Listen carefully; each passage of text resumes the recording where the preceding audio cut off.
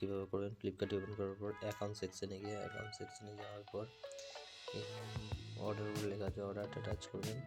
অর্ডারটা টাচ করার পর আপনাদেরকে যাবতীয় অর্ডার দেখিয়ে দেবে। এই অর্ডারটা দেখানোর পর যেটি অর্ডারটি ক্যান্সেল করবেন সেই অর্ডারটিকে ট্যাপ করবেন। ট্যাপ করার পর এই পেজটি ওপেন হবে। এই পেজটি ওপেন হয়ে যাওয়ার পর এইখানে যে হেল্প লেখা আছে, হেল্পটা ক্লিক করবেন। হেল্পটা ক্লিক করার পর এখানে cancel my order, change phone number করতে হবে, অ্যাড্রেস চেঞ্জ করতে পারবেন। কোনো সমস্যা হলে চ্যাটও করা যাবে, কিন্তু আমরা অর্ডারটা ক্যান্সেল করতে যাই। ক্যান্সেল দিস অর্ডার, ক্যান্সেল করে দেওয়ার পর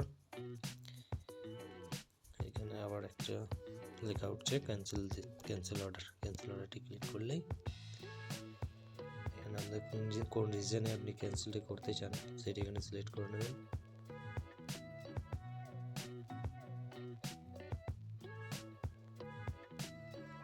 My reason is not listed, please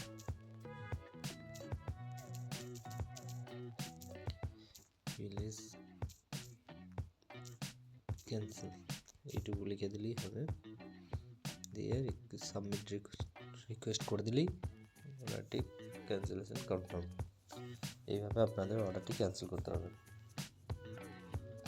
তাই কীভাবে চেক করুন, মাই অর্ডার লিস্টে গিয়ে চেক করলেই এইভাবে দেখাবে অর্ডারটি ক্যান্সেল হয়ে গেছে। ঠিক আছে।